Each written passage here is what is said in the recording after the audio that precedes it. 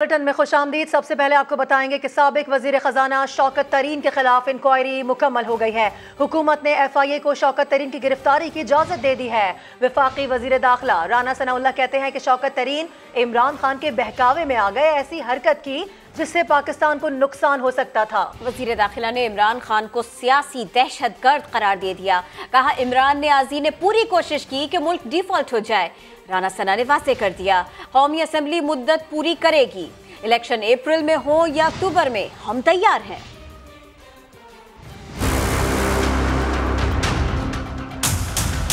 इमरान खान साहब जो है उन्होंने तो भरपूर कोशिश की, 3.5 साल अपने घटिया एजेंडे को और अपनी मुल्क दुश्मन पॉलिसीज को जो है वो चलाते रहे और ये कोशिश करते रहे कि पाकिस्तान में जो है वो इंतकामी सियासत के अलावा कोई सियासत न हो। तो अब जब अपनी इस कोशिश में कामयाब ना हो सके और मुल्क डिफॉल्ट करने से पहले उनकी जो है वो छुट्टी करवा दी गई, तो अब उसके बाद वो पिछले 7-8 माह से बाकायदा मुहिम जो ही कर रहे हैं कि पाकिस्तान जो है वो सियासी तौर पे अदम इस्तेहकाम का शिकार रहे ताकि मुआशी तौर पे इस्तेहकाम हासिल ना कर सके और खुदा न खासा जो है वो डिफॉल्ट कर दे। इस मकसद के लिए उन्होंने शौकत तरीन जैसे बंदे को भी जो है उन्होंने बहकाया और उनके बहकाने में आके उन्होंने भी एक ऐसी हरकत की कि जिस हरकत की वजह से जो है वो पाकिस्तान को नुकसान हो सकता था। उनके खिलाफ जो है वो इंक्वायरी जो है वो मुकम्मल हो गई है। FIA ने उनको अरेस्ट करने की इजाज़त मांगी थी जो गवर्नमेंट ने दे दी है। उनको जो है वो इस बात की सजा मिलनी चाहिए। शेख रशीद की गिरफ्तारी के पीछे उसकी बकवास है जो वो बगैर सोचे समझे करता है। हमने तो जो इसने बकवास की है उसी का इसके खिलाफ मुकदमा दर्ज किया है और उसमें जो है वो शामिल तफ्तीश रहने के बाद ठीक है 2-4 दिन बाद उसकी जमानत हो जाएगी। IMF का मुआहदा पाकिस्तान की हुकूमत में जो है वो कामयाब होती नजर आ रही है। इमरान खान साहब तो आज उन्होंने फिर बहुत ही घटिया गुफ्तगू की है। पाकिस्तान जो है दहशत गर्दों से भी महफूज रहेगा और इस किस्म के जो सियासी दहशत गर्द हैं जो बदजुबान भी हैं और बद किरदार भी हैं और पाकिस्तान को जो है वो नुकसान पहुँचाने के दरपे हैं, इंशाअल्लाह ताला इससे भी जो है वो महफूज रखेंगे। ताज़ा बयान में मुस्लिम लीग नून की चीफ ऑर्गेनाइजर मरियम नवाज ने कहा हमारे लिए कोई रिलीफ नहीं, हफ्ते में 6 दिन पेशियों का सख्त फंदा होता था, लेकिन इमरान खान के तो बहानों पर तारीख पड़ जाती है। इस्लामाबाद में सहाफ़ियों से गैर रस्मी गुफ्तगू में मरियम नवाज ने कहा राहील शरीफ को तौसी दे देते तो ना पनामा होता ना अकामा। चंद हफ्तों की बात है, केसेस खत्म होंगे और नवाज शरीफ हमारे दरमियान होंगे। मरियम नवाज ने वाजे किया कि वजीर आजम या वजीर आला के ओहदे पर नजर है, ना ही कोई ऐसा टारगेट। उनका मजीद क्या कहना था, उस्मान खान की रिपोर्ट में जानिए। इस्लामाबाद में मीडिया से गैर रस्मी गुफ्तगू में मरियम नवाज की खरी बातें। कहा PTI के लोग चाहते हैं मुल्क डिफॉल्ट कर जाए। इमरान खान की हुकूमत ने मईशत का बेड़ा गर्क कर दिया। 4 साल सोशल मीडिया, तर्जुमानों और यूट्यूबर्स पर तवज्जो रही। घड़ियां बेचकर अरबों रुपए कमाए। ये भी कहा कि मुखालिफत भी इशूज पर होनी चाहिए, ये नहीं कि हाथ न पकड़ा तो मीर जाफर मीर सादिक बना दो। फिर छुपकर मुलाकातें भी हो रही थी और वो जानवर भी हो गए। मरियम नवाज ने कहा वजीर आजम या वजीर आला के ओहदे पर नजर है, ना ही कोई ऐसा टारगेट। ओहदे को सामने रखा तो पार्टी के लिए काम नहीं कर सकती। इंतखाबात जब भी हुए लड़ेंगे और जीतेंगे। प्री इलेक्शन मुहिम शुरू कर दी है। नवाज शरीफ ने खुद कन्वेंशन का शेड्यूल तैयार करके दिया और कहा जल्द से इलेक्शन के करीब जाकर करेंगे। मरियम नवाज के मुताबिक PDM इंतखाबी इत्तेहाद नहीं। नवाज शरीफ के केसेस सही लड़ने के लिए मतलूबा कानून साजी न होने पर दुख का इजहार। कहा जल्द नवाज शरीफ न सिर्फ हमारे दरमियान होंगे बल्कि केसेस भी खत्म होंगे। चंद हफ्तों की बात है, इसके लिए कोशिशें हो रही हैं। उधर इमरान खान ने PTI हुकूमत गिराने का जिम्मेदार जनरल बाजवा को करार दे दिया। चेयरमैन PTI कहते हैं कि जनरल बाजवा तमाम इख्तियारात अपने पास रखकर सुपर किंग बनकर बैठे थे। उन्होंने हमारी हुकूमत गिराने का भी एतराफ़ किया है। इमरान खान ने दावा किया है कि शहबाज शरीफ जनरल बाजवा के फेवरेट थे। उन्हें वज़ीर आज़म बनाने का फैसला बहुत पहले कर लिया गया था। उन्होंने ये इल्ज़ाम भी लगाया कि इलेक्शन कमीशन हैंडलर्स और नवाज शरीफ के अहकामात पर फैसला करता है। एक्स आर्मी चीफ ने बातें की, उसने कहा जी इमरान खान मुल्क को तबाही की तरफ लेके जा रहा था, मैंने इमरान खान से मुल्क को बचाना था। तो तस्लीम कर लिया कि उसने फैसला किया था गवर्नमेंट गिराने का। जो पावर इस जनरल बाजवा के पास थी, सुपर किंग था, सबके ऊपर बैठा हुआ था, सारे फैसले उसके। जब बाजवा साहब ने फैसला कर लिया कि एहतसाब नहीं होगा तो एहतसाब नहीं हो सकता, क्योंकि उसने उसमें तस्लीम भी कर दिया कि नैब को भी वो कंट्रोल करते थे। उसको कोई पूछने वाला नहीं। तनकीद तो इमरान खान की होती थी हर दूसरे दिन। पंचिंग बैग तो मैं था, पावर वो लेके बैठे थे। उनके फेवरेट शहबाज शरीफ था। आप शहबाज शरीफ को कुछ नहीं कर सकते। फैसला किया हुआ था कि प्राइम मिनिस्टर बनाए और फैसला काफी पहले का हो गया था। आज जिधर पाकिस्तान खड़ा है, जिम्मेदार तो वो आदमी है। कोई इंक्वायरी नहीं होगी कि किस तरह फैसला किया। ये आदमी आंसरेबल ही नहीं किसी का। उसके पास इतनी पावर है कि वो अकले कुल बन गया। इकोनॉमी वो समझता है, पॉलिटिकल सिचुएशन के ऊपर वो बात कर रहा है कि जी फलाने को चीफ मिनिस्टर हटा दो तो इसको लगा दो। जनरल बाजवा ने इनको NRO दिया और अब इनको मुश्किल पड़ी हुई है कि किसी ना किसी तरह इस NRO को अब बचाया जाए। 90 दिन के आगे इलेक्शन नहीं जा सकती। शर्मनाक रोल है इस मुल्क की इलेक्शन कमीशन का। इमरान खान पर बात की वजीर इत्तलात सिंध शर्जील इनाम मेमन ने और कहा इमरान खान जल्द ही जेल भरो तहरीक पर यू टर्न ले लेंगे। ये जेल भरो नहीं, जेब भरो तहरीक के माहिर हैं।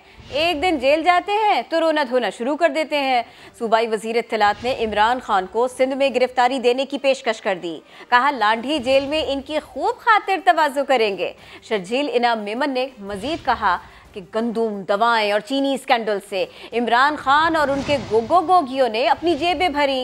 मेरिट पर फैसले आ जाएं तो इमरान खान और उनका सारा टब्बर नाअहल हो जाएगा।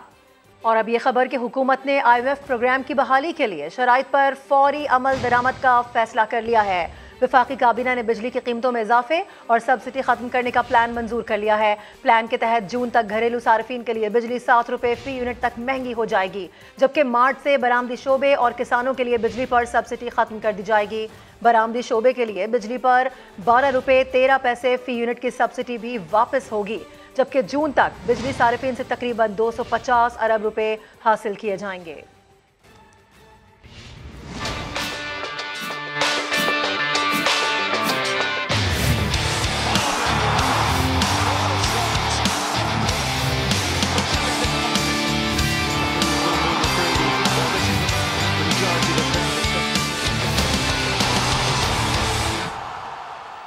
तो जनाब PSL 8 की इफ्तिताही तकरीब में पहली मरतबा AR/VR टेक्नोलॉजी का इस्तेमाल किया जाएगा। ये टेक्नोलॉजी क्या है और कैसे काम करती है, यही बताएंगे हमारे नुमाइंदे मुकर्रम खान। कुल PSL सीज़न 8 का मेला सजने को है और इफ्तिताही तकरीब पहली मरतबा मुल्तान में होने जा रही है। ये इफ्तिताही तकरीब बहुत मुनफरिद होगी, शायकीन के लिए हैरान कुन होगी, क्योंकि इसमें जो टेक्नोलॉजी का इस्तेमाल किया जा रहा है वो मुनफरिद है और इंतज़ामिया के मुताबिक इसमें AR और VR टेक्नोलॉजी का इस्तेमाल होगा।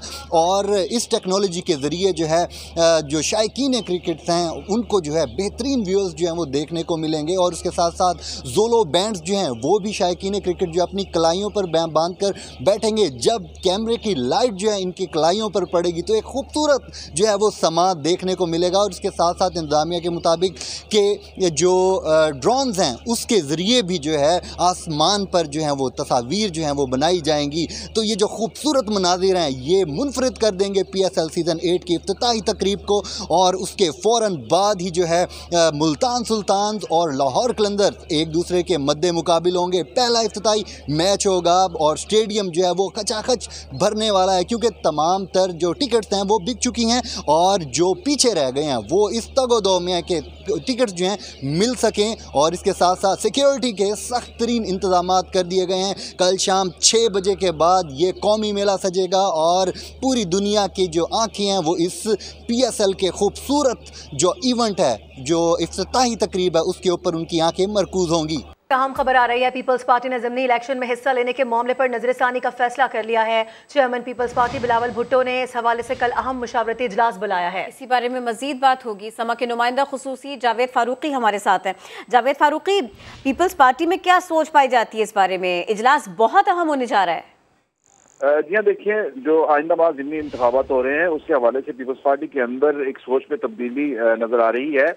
और अब तक जो पीपल्स पार्टी का ये फैसला था कि ज़िमनी इलेक्शन हर हाल में लड़ा जाएगा, अब बिलावल भुट्टो ने कल एक और इजलास तलब कर लिया है इस्लामाबाद में। और इसमें तमाम सूबाई सदूर और मरकजी जो अहदेदार हैं उनको बुलाया गया है।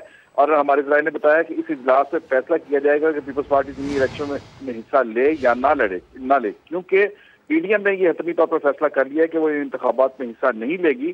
तो इसी हवाले से हमारे ज़राए ने बताया है कि पीपल्स पार्टी के अंदर भी जो दोनों साबिक वज़ीर आज़म हैं यूसुफ रज़ा गिलानी और राजा परवेज अशरफ, वो भी साथ में नहीं है, और फरतुल्लाह बाबर और नैयर बुखारी ये भी चाहते हैं कि ये इलेक्शन नहीं लड़ना चाहिए। इससे पैसे का आपने अपडेट किया।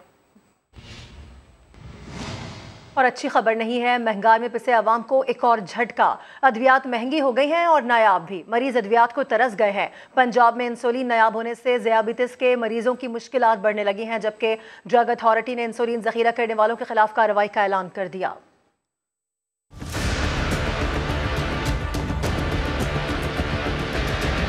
डॉलर की कीमत में इजाफा, एलसीज का न खुलना और कंपनियों का तमाम दवाओं के रेट बढ़ाने पर इसरार। दवाओं की अदम दस्तयाबी का मसला शदीद तर होने लगा। लोग अद्वियात की तलाश में मारे मारे फिरने लगे। शुगर की दवाइयाँ अक्सर शार्ट है, ब्लड प्रेशर की दवाइयाँ हो गई, बुखार के लिए जो अद्वियात इस्तेमाल होती है जैसे पेनाडाल हो गया, पेनाडाल एक्स्ट्रा हो गई। फार्मा कंपनीज ने अद्वियात महंगी करने का इशारा दे दिया। $1 की अगर चीज़ थी वो 180 रुपए की थी, उस पर ड्यूटी टैक्सेस लगा लें, और आज वही और वो आप 200 की बेच रहे थे या 250 की बेच रहे थे, अब उसी की कॉस्ट ड्यूटी इम्पैक्ट के साथ 280 रुपए के डॉलर के साथ अब वो आपको 400 रुपए की पड़ती है, तो आप कैसे उसको 250 रुपए की बेच सकते हैं? वारे में नहीं आ रही। पंजाब भर में इंसुलिन नायाब होने से शुगर के मरीजों की मुश्किलात बढ़ने लगी। इंसुलिन की वजह से दवाई नहीं पूरी मिलती, हमें नहीं खाते तो फिर ज़्यादा मसले बनते हैं हमें। ये पहले तो आधी टांग काट रहे थे, फिर पाँव काट रहे थे, अब उंगलियां 2 काटी हुई हैं मेरी। सरकारी अस्पताल ही नहीं, मार्केट्स में भी इंसुलिन नापेद होने लगी। सूबाई ड्रग अथॉरिटी का मौक़िफ़ है कि इंसुलिन जखीरा करके महंगी फरोख्त करने वालों के खिलाफ सख्त कार्रवाई करते हुए लाइसेंस मुअत्तल किए जाएंगे। जमात इस्लामी के अमीर सिराजुल हक ने मुल्क की तबाही का जिम्मेदार इमरान खान और मौजूदा हुक्मरानों को ठहरा दिया। मशवरा दिया तमाम सियासी जमातें मिलकर इंतखाबी इस्लाहात लाएं और उसके बाद मुल्क में एक ही वक्त में इंतखाबात कराए जाए। पाकिस्तान को मुश्किल से निकालने के लिए मुत्तहिद होना पड़ेगा। PTI ने पौने 4 साल हुकूमत की, कोई विजन नहीं था, कोई प्रोग्राम नहीं था, कोई तब्दीली का एहतमाम नहीं था। PDM को लाया और वो भी नाकाम हो गए। मौजूदा हुकूमत और साबिक हुकूमतों ने मुल्क को मायूस किया, मुल्क को IMF का गुलाम बनाया। अब रास्ता यही है कि इस मुल्क की जेन्युइन क़ियादत को रास्ता मिले। जमात इस्लामी इसलिए चाहती है कि ये जुज़वी इलेक्शन और छोटे छोटे टुकड़ों में पाकिस्तान को तकसीम करना ये हमारे लिए मुफीद नहीं है, ये जहर कातिल है। एक दिन इलेक्शन हो पूरे पाकिस्तान का। और में जारी 3 रोज़ा पाकिस्तान लिटरेचर फेस्टिवल अपने आखिरी मराहिल में पहुंच चुका है और इसी हवाले से हम बात कर लेंगे। हमारे साथ मौजूद है उमर याकूब। उमर याकूब, अहवाल दीजिएगा। जी बिल्कुल, कराची आर्ट्स काउंसिल की जानिब से लाहौर के अंदर एक अदबी और सकाफती मेला सजाया गया जो कि 3 रोज़ तक जारी रहा। आज उसका आखिरी तीसरा रोज़ है। अब से कुछ देर कबल जो अदबी बैठकें थी उनका अख्ताम हो चुका है, लेकिन अब एक कॉन्सर्ट जारी है जिसके अंदर पाकिस्तान के नामवर गुलकार अपनी लाइव परफॉर्मेंस का मुजाहरा कर रहे हैं और यहाँ पर अदब से लगाव रखने वाले काफ़ी बड़ी तादाद में शायकीन मौजूद हैं। आज के जो अदबी बैठक थी उसके अंदर जो सबसे बड़ा नाम था वो थे अनवर मकसूद साहब, जिनकी तंज़ो मज़ाक की जो बातें वो सुनने के लिए यहाँ पर बड़ी तादाद में लोग आए हुए थे। और इसके अलावा अमजद इस्लाम अमजद जो अब हम में नहीं रहे और अदब का एक बहुत बड़ा नाम था, बहुत बड़े शायर थे, उनको ख़ास तौर पर ट्रिब्यूट पेश किया गया। इसके अलावा फवाद हसन फवाद की किताब की तकरीब रोनमाई भी हुई और एक कथक की परफॉर्मेंस भी दी गई जिसके शायकीन ने बहुत ज़्यादा महजूज हुआ देखकर। और अब चूँकि आखिरी परफॉर्मेंस है और वो है लाइव कॉन्सर्ट की और उसके अंदर नामवर गुलकार परफॉर्म करेंगे, जिसके बाद बाकायदा तौर पर ये अदबी जो फेस्टिवल है जिसे पाकिस्तान लिटरेचर फेस्टिवल का नाम दिया गया था वो एहतमाम पजीर हो जाएगा। एक ब्रेक के बाद आपसे मिलेंगे हेडलाइंस के साथ। देखते रहिए इस्लामा।